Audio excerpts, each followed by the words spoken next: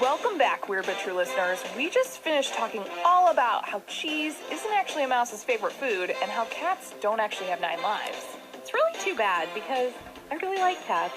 But now we're moving on to bust some more crazy myths. That's right, Kate. And since we're blowing so many minds today, I think we should talk about something that affects each and every one of us every single day of our lives the second we step foot outside the door. Okay, should I be scared? Maybe, Kate, because we're talking about weather. Wait a minute. How can there be myths about weather? Don't we have people who study that stuff? Yeah, we do now, but a lot of these myths are based on things that people used to believe a long time ago, and they just kind of got passed down from generation to generation. Sometimes it was not that long ago, like the case with tornadoes. Tell me all about tornadoes. Okay, so have you ever heard someone tell you that if you're out about maybe running some errands and a tornado touches down near you, that you're supposed to find a highway overpass to hide under, and that will protect you from the tornado? Yeah, I've definitely heard that before. Like, if I'm out on a big stretch of road and there's nowhere to hide, I think that would be solid advice. That's actually a myth, Kate. It started in 1979 when a man in Texas who was out and about when a tornado kind of snuck up on him. He crawled under a highway overpass to escape the destructive wind and debris of the passing tornado. You know that kind of little wedge where it slopes down and there's like a little triangle? Oh, yeah. Yeah, I know what you're talking about. Okay, so he managed to live and tell his story, and it became a documentary. And so after that, people started to believe that this was an effective way of protecting yourself during a tornado. And then in 1991, a news crew was hiding behind a highway overpass in Kansas, and they filmed a tornado as it rolled by, and this footage became pretty famous. It doesn't really sound like a myth to me. It sounds like all these people survived, and this sounds like really great advice. It's not great advice. Weather and safety officials stress that you should not seek shelter from a tornado under a highway overpass. People sometimes think that crawling up the slope and tucking into the space under the bridge offers protection, but it almost always does not. Those two incidents that became famous were just kind of one-offs, meaning that that's not how it normally would happen. Okay, so it sounds like these people were really lucky. Yep. So what should I be doing instead? Well, the safest place to be in a tornado is in a basement or an interior room on the lowest floor of a building. And you should try to cover yourself with a mattress if possible, something that can protect you from the flying debris. So what if I'm out like the guy who hid under the overpass? He was probably driving somewhere, right? Yeah, so in that case, what you should do is get out of the car and get down really, really low, like the lowest spot you can find, like maybe a ditch.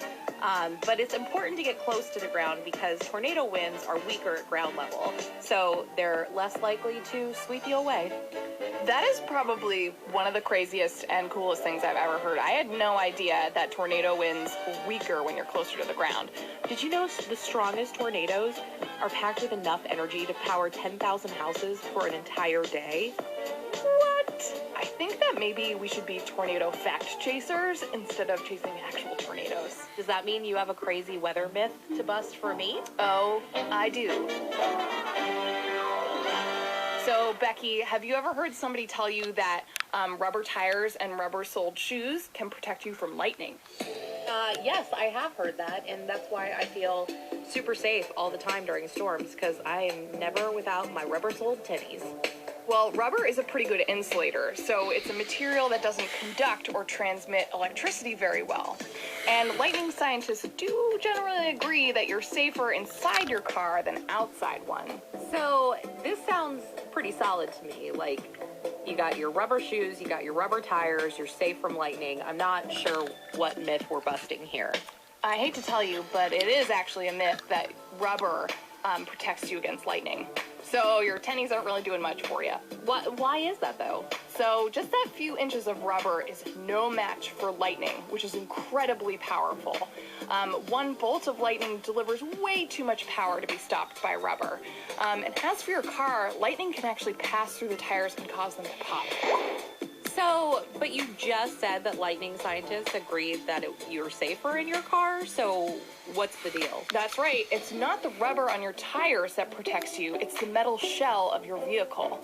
Lightning can actually travel through your vehicle frame and down to the ground. What are some other things I should know to do or not do if there's lightning around me? So something you shouldn't do, and something I've heard over and over again, is to stand or lie down under a tree. That is not good advice whatsoever. Lightning is looking for the tallest thing around you. It's looking for the fastest way to get to the ground. And because trees are really tall, and lightning is looking for that tallest thing, you should probably stay pretty far away.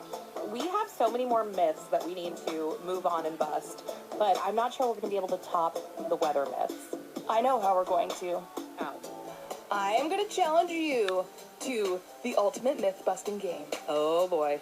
Real or fake? Kate, you always think you can defeat me, but you're always wrong. Well, we'll be right back to see who is the master in this myth-busting round of real or fake.